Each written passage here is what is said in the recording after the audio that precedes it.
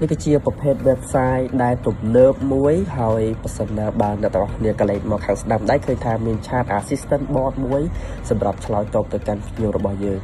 ហើយចំពោះសំណួរចម្លើយអីគឺពាក់ព័ន្ធជាមួយនឹង information នៃក្រុមការងាររបស់យើងក៏ដូចជាព័ត៌មាននៃក្រុមហ៊ុនរបស់យើងដែលវាមានសមត្ថភាពក្នុងការឆ្លើយតបអូតូហើយក្រៅពីហ្នឹងយើងមានមុខងារផ្សេងទៀតហើយអ្វីដែលពិសេសហ្នឹងពាក់ព័ន្ធជាមួយនឹងការ contact ទំនាក់ទំនងមកកាន់ក្រុមហ៊ុនរបស់យើងគឺនៅពេលដែលភ្ញៀវដែលគាត់ contact មកតាមរយៈ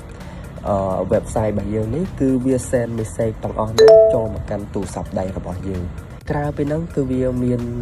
កន្លែងដែលយើងមើលផ្សេងទៀតដូចជាកន្លែង about កន្លែង project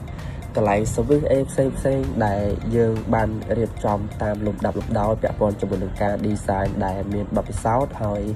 គឺការរៀបចំគឺស្រស់ស្អាតមែនទែនហើយចំពោះការ page អីគឺ